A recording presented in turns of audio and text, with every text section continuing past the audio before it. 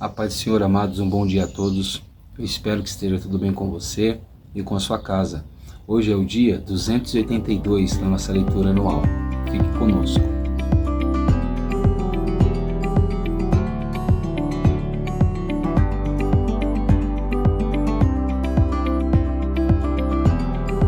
Bom, amados, nós estamos dando continuidade ao estudo do Evangelho de Mateus e a nossa porção de hoje, diária, ela se encontra apenas no capítulo 26. É um capítulo um pouco extenso, mas vale a pena você fazer essa leitura. Temos muito a aprender com esse texto de hoje. O nosso texto devocional se encontra no capítulo 26 e o verso de número 31. Amém? E a palavra do Senhor, em Mateus 26, 31, nos diz assim: Então Jesus disse aos discípulos: Essa noite serei uma pedra de tropeço para todos vocês, porque está escrito: ferirei o pastor e as ovelhas do rebanho ficarão dispersas. Amém? Bom, nós vimos ontem que Jesus ele vai lançar sobre os discípulos um ensinamento escatológico, a respeito da sua vinda e dos últimos dias, e como seriam os dias que iriam preceder a sua vinda. Depois de Jesus tratar sobre esse assunto, nós entramos então na última semana de Jesus aqui na Terra, e os rumores, os planos para matarem Jesus, cada vez aumentava mais, porque Jesus a cada dia conquistava mais pessoas, a cada dia ele tinha mais pessoas crendo e confiando nas suas palavras. Então nós vamos ver que Jesus ele vai chegar a Betânia, na casa de Simão o leproso, e uma mulher que tinha um frasco feito de alabastro, que é um vaso extremamente raro e caro, é uma pedra muito preciosa, bem branca, bem clara, que não é encontrada em muitos lugares, E essa mulher pega esse vaso e dentro dela havia um perfume muito precioso. E ela vai derramar todo esse perfume, ela vai oferecer esse perfume para Jesus. E os discípulos que estavam ali com Jesus se sentiram incomodados com a oferta daquela mulher. Mas por incrível que pareça, Jesus disse que aquela oferta, aquele perfume, servia de adoração para o seu sepultamento. E Jesus ainda termina dizendo que a oferta daquela mulher, a adoração daquela mulher seria lembrada aonde fosse encontrado o Evangelho do Senhor Jesus. E realmente a história dessa mulher, ela gera um impacto tão grande nas nossas vidas, que nós sempre falamos dela, sempre citamos ela como exemplo na igreja, Depois, logo em seguida desses acontecimentos, Judas Iscariotes, ele vai se encontrar então com os anciões e com os principais sacerdotes, e ele vai negociar com eles a entrega de Jesus, ou seja, ele vai negociar a traição. E a traição de Jesus sai exatamente como nós vimos no livro do profeta Zacarias, que Jesus iria ser traído por apenas 30 moedas de prata. E então Judas Iscariotes começa a procurar ocasiões para poder trair a Jesus. Hoje não é diferente. Muitas das vezes o ser humano, o cristão, acaba traindo Jesus por muito pouco, por coisas simples do dia a dia, por interesses materiais, interesses pessoais, ou até mesmo por medo ou por falta de amor ao nosso Senhor. E foi exatamente quando a Páscoa estava sendo celebrada por Jesus e pelos demais apóstolos, que Jesus, estando sentado à mesa, junto com seus discípulos, ele diz que um daqueles que estava à mesa iria traí-lo. E todos começaram a perguntar: Senhor, será que sou eu? Será que sou eu? A tristeza toma conta do coração dos discípulos, até que Judas pergunta: por acaso sou eu, mestre? E Jesus disse: você quem está dizendo, você quem acabou de dizer isso. Ou seja, Judas já não conseguia esconder o desejo que ele tinha de entregar e trair o Senhor Jesus. Bom, então Jesus, ele vai pegar o pão, vai partir o pão, e ele vai dizer para os discípulos que aquele pão era o seu corpo. E realmente aquele pão era o corpo de Jesus, né? Nós temos que ter em mente que o nosso Senhor Jesus, ele disse: eu sou o pão da vida, eu sou o pão vivo que desceu do céu. Aquele que não comer de mim não tem parte comigo. E realmente nós precisamos comer deste pão. Esse pão, ele mostra para nós o corpo de Cristo Jesus. E Cristo Jesus é o cabeça da igreja.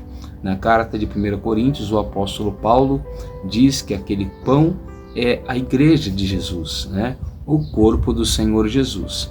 E então Jesus, logo em seguida, ele pega o cálice e disse que aquele cálice era o sangue dele, o sangue da nova aliança, derramado em favor de muitos, não de todos, para a remissão de pecados.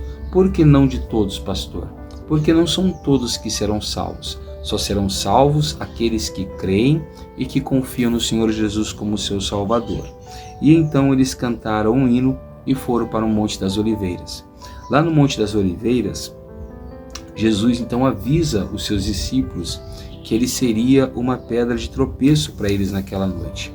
O que é uma pedra de tropeço? Nós já vimos isso, né, quando falamos dos fariseus, dos escribas e dos saduceus. Uma pedra de tropeço é alguém que leva outra pessoa a cometer um pecado, a cometer um escândalo. Então Jesus era algo ruim naquela noite? Não. Apenas significava que eles não estavam preparados para verem o que iria acontecer com Jesus. Eles não esperavam que Jesus fosse traído, fosse preso, fosse julgado e fosse crucificado. Ou seja, eles iriam pecar por não estarem preparados para suportar aquele momento com Jesus. E nós vemos que Pedro, quando ouve aquilo, ele se sente muito incomodado, porque Pedro é arrogante, Pedro é soberbo, ele é altivo, assim como nós somos muitas das vezes. E ele vai dizer assim: ainda que o Senhor venha ser uma pedra de tropeço para todos, para mim o Senhor não será. Ele estava dizendo: ainda que todos te deixem, eu não te deixarei. E na verdade não, né? Aí depois ele vai dizer que ainda que seja necessário morrer com o Senhor, ele diz que de modo nenhum ele irá negar, porque Jesus disse para ele que antes que o galo cante, ele iria negar Jesus 3 vezes. Isso é muito importante para nós, porque nós somos assim. Muitas das vezes nós juramos, prometemos fidelidade a Jesus, sem termos condições de sermos realmente fiéis. O apóstolo Paulo diz na carta de Timóteo que ainda que nós sejamos infiéis, o Senhor permanece fiel. Porque nós temos essa luta e essa dificuldade, né? E todos os discípulos foram no embalo de Pedro e também disseram que não se envergonhariam, que não abandonariam Jesus, que não se escandalizariam de Jesus. Então Jesus vai para o Getsêmani, né? E ali ele começa a orar o Pai, a oração talvez mais agoniante de toda a história da Bíblia Sagrada. E ele começa a dizer ao Pai: Pai, se for possível, passa de mim esse cálice de dor, mas se não for, que se cumpra em mim a tua vontade. Essa oração, ela deveria ser constante na nossa vida, porque passar por dores, por dificuldades e aflições não é o desejo de nenhum de nós, mas às vezes é necessário, às vezes é preciso, e Jesus entendia que era preciso.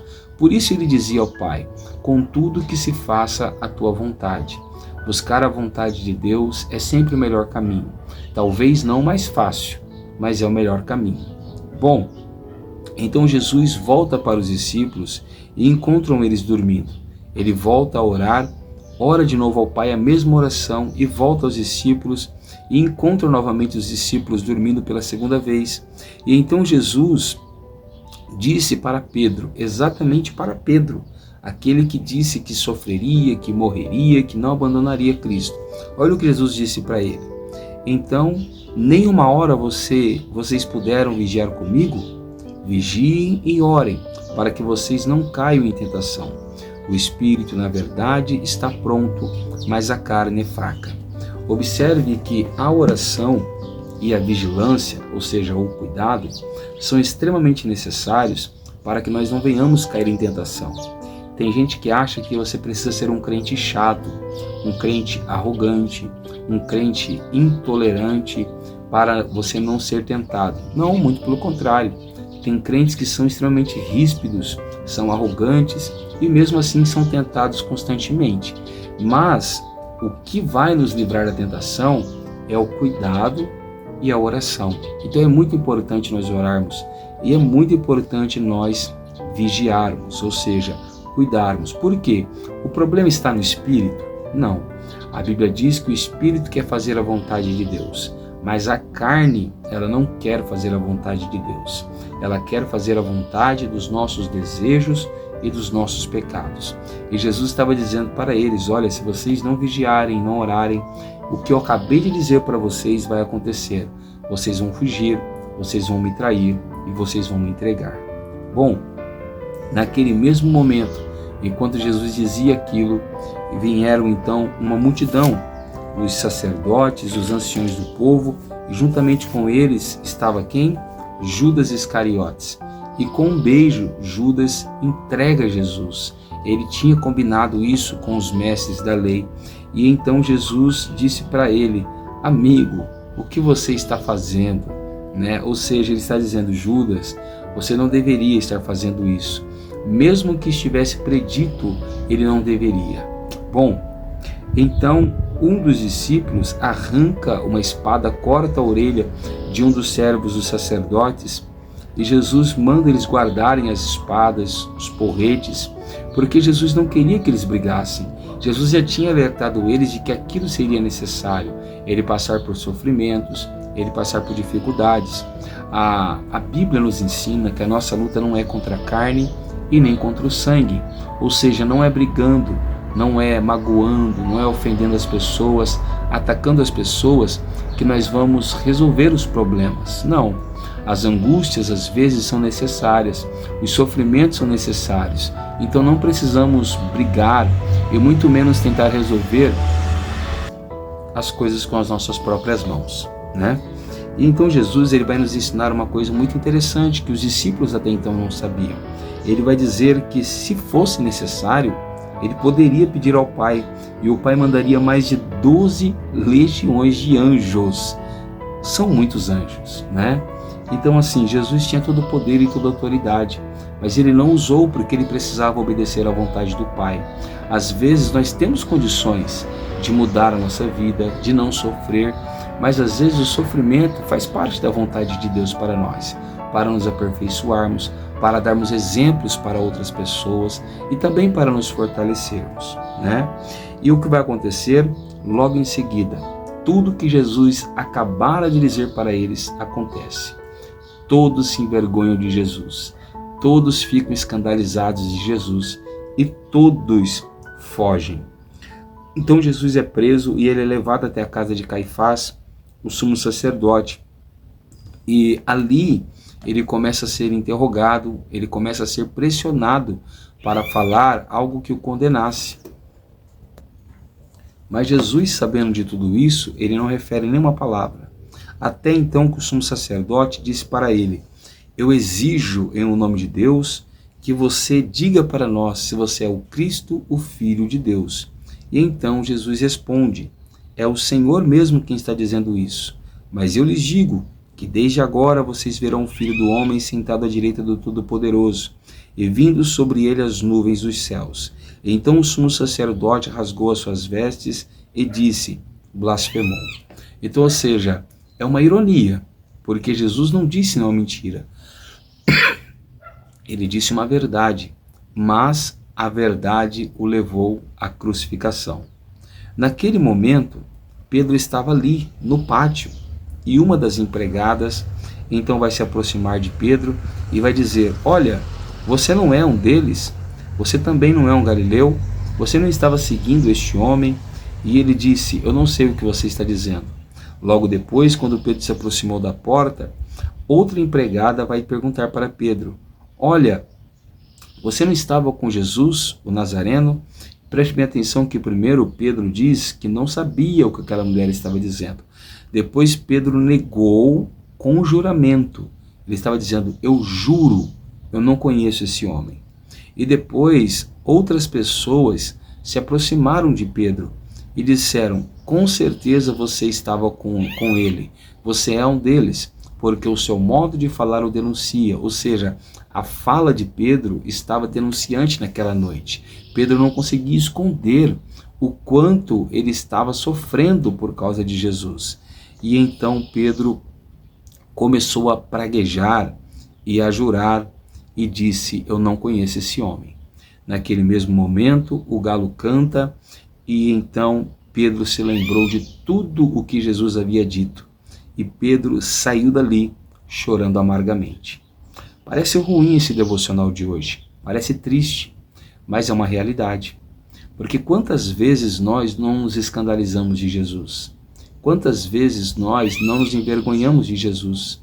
Quantas vezes em festas, em encontros, em escolas, faculdades ou empresas, nós não reconhecemos diante de todos que somos cristãos, que conhecemos a Jesus. Nisso tudo nós estamos caindo, nós estamos tropeçando em Cristo. Cristo se torna uma vergonha para nós. O que Cristo é para mim? O que Cristo é para você? Um motivo de louvor, de alegria ou um motivo de vergonha? Isso que está escrito para nós, para mostrar as nossas fraquezas, para mostrar as nossas fragilidades. Mas a história não termina aqui. Se Jesus permitiu que eles provassem do que eles realmente eram, falhos e pecadores, Jesus amanhã irá fazer eles provar que se eles erram, Jesus lhes dá o perdão. Se eles falham, Jesus lhes dá uma nova oportunidade. Se eles são imperfeitos, Jesus é o Senhor da restauração, ele os torna perfeito. Jesus está aqui agora, ele está aí agora para fazer a mesma coisa, para nos restaurar, nos colocar de pé e nos perdoar, nos dando uma nova oportunidade. Eu sou o pastor Tiago, da Igreja Pentecostal Poder da Palavra, e eu quero orar por você nessa manhã. Abra o seu coração, feche seus olhos e ore ao Senhor juntamente comigo.